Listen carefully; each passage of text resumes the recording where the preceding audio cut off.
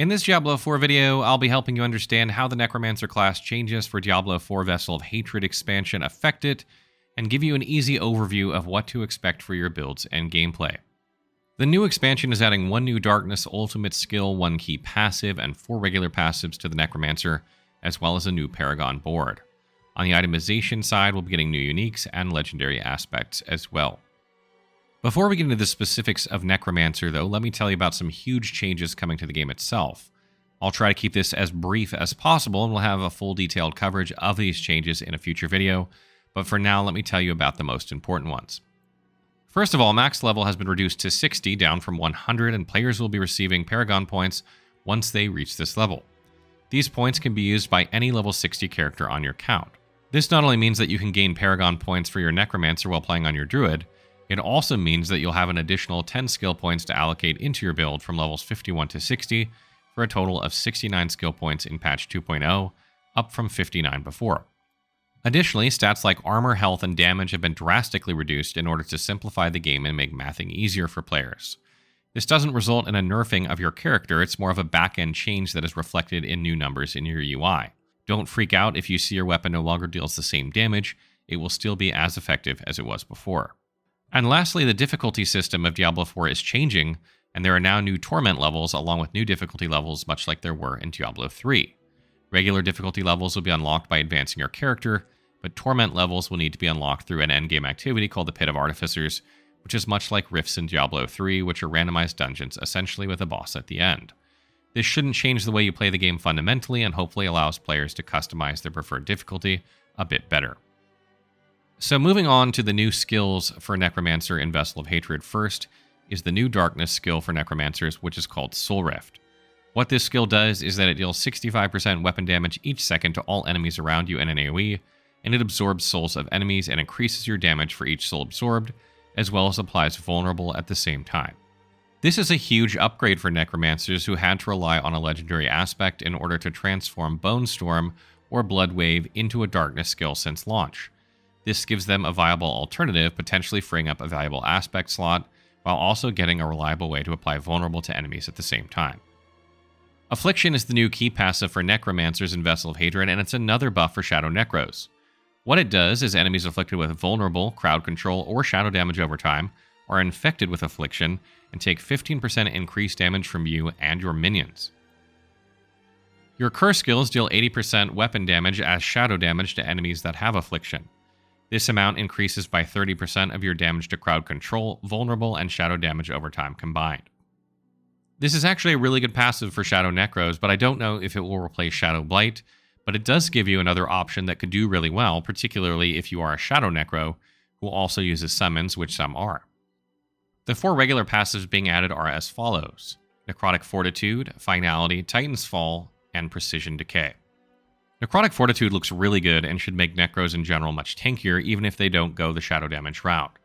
Finality should find its way into most Necro builds, while Titan's Fall is likely to be as well. Precision Decay boosts Lucky Hit, and that's always good, so I think you'll see most of these in many different builds. There have been multiple changes to the Necromancer since release, so if you're a returning player, you'll probably need to tweak your build to match the new effects. The latest patch also brings a new wave of changes, starting with Blight. Blight is getting tweaked a bit, and Enhanced Blight no longer slows enemies, but instead makes the radius of Blight pools larger, which is kind of a bummer, but not the end of the world. However, Paranormal Blight no longer has a chance to immobilize enemies, and now chills enemies 15% guaranteed, which is a huge buff for Blight that sort of matches the theme of some Necro uniques like Bloodless Scream. I cannot wait to try this out. Blood Lance now always pierces through enemies who are currently lanced, dealing 10% reduced damage to subsequent enemies beyond the first, and Enhanced Blood Lance now overpowers after 8 casts and spawns a Blood Orb under the first enemy hit. This means that you can now overpower Blood Lance and choose an upgrade rather than having to choose Overpower over the other upgrade. Additionally, this means Supernatural Blood Lance now has to change, and it now increases critical strike damage and overpower damage of Blood Lance by 15%. I love Blood Lance, and it's just even better now. Lastly, on the active skills front, Blood Wave has also been buffed, and the Prime Blood Wave upgrade now no longer slows enemies, but provides you with 20% damage reduction for 10 seconds, which is great. Additionally, the Supreme Blood Wave upgrade now spawns 6 Blood Orbs, up from 3 previously, so that's just a 100% increase in effectiveness. For the passive skills, Transfusion has had the cooldown for spawning a blood orb reduced from 4 to 2 seconds, making it more effective in general. Death's Approach has had its movement speed increased from 4, 8, and 12% to 5, 10, and 15%. Necros definitely need their movement speed, unless they're blood misting, of course, so this is great to see. Those are actually the only changes to existing skills. Next, let's take a look at Paragon Boards and Glyphs. In patch 2.0, or Vessel of Hatred, players will now also only be able to equip 5 Paragon Boards at a time, including your base board, so you cannot just ninja through a board for one node and out really quickly, and instead players will need to utilize their boards wisely. However, each class has gained a new board for a total of 9 boards, up from 8, and some rare nodes have changed. On top of that, players can now earn a total of 300 Paragon points, up from 225, which should allow for a serious power increase across all builds. Glyphs have also seen a significant change. They now no longer improve via experience, but instead level up by completing levels of the Pit of Artificers and trying to improve them at the end, again, much like Diablo 3. The higher level of Pit you complete, the higher chance you have to improve your Glyph. Glyphs also now go up to level 100, further expanding their power, and the higher level they are, the more difficult it becomes to improve them without going to higher and higher levels in the Pit of Artificers. The new Paragon board for Necromancer is called Frailty, and its unique node makes it so cursed enemies take 10% increased damage from you and your minions, increased by 10% each second they are cursed, up to 40%. To further prove that Blizzard is buffing Shadow Necromancers here, you can see that Shadow Damage and Shadow Damage over time both appear on this board, though there are a number of great passives including Eradicate and Calculate It. Remember that armor values will be much lower after the update, so 20 armor may be a lot. Next, we'll be taking a look at aspects and uniques, but first, remember that the Codex of Power was changed in Season 4 and now stores legendary aspects of the highest roll you've obtained for that particular aspect. You can also use the Codex of Power as many times as you want on items provided you have the gold and materials. If you've not played in a while, you should probably head over to your storage, pull items you've been saving for a rainy day, and salvage many of them as soon as possible at the blacksmith in order to unlock higher rolls at the Codex of Power and free up valuable inventory space.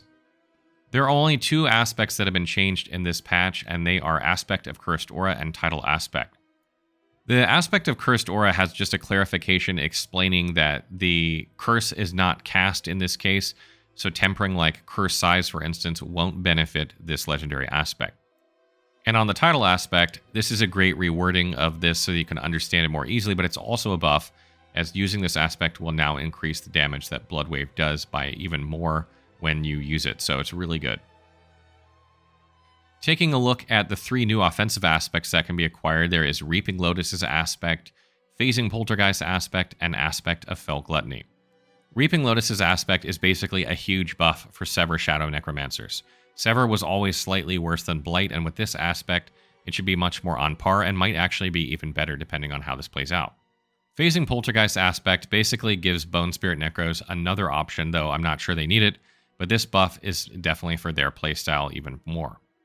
And Aspect of Fell Gluttony is actually a fantastic aspect because it makes your Golem into a powerhouse damage dealer rather than just a tanky utility character. I can't wait to see some builds revolving around this instead of Corpse Explosion, which might be some niche builds.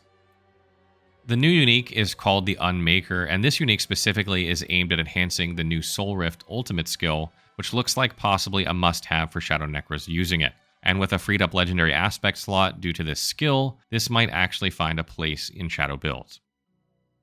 So what does this all mean for the Necromancer? The changes to Necromancer mostly buff Shadow and Minion playstyles, but Blood Necros got some love too, so hopefully this means they will catch up a bit to Bone Necros in terms of overall damage, and Bone Necros have been ahead of Blood and Shadow Necros basically since the launch of this game. As Shadow and Blood are 2 of my favorite Necro types to play, even when they were worse off than they are now, I can't wait to play these builds again and see how they do. I bet there are some room word combinations with them that will make them quite strong as well. So that rounds out our introduction to the 2.0 Necromancer in Diablo 4. I'm very excited to try all these changes and try many new builds and even some old ones that were nerfed at the time. As always, you can find our builds on the blog at Fextralife, and make sure to use our interactive map and wiki to keep track of where to get all these items.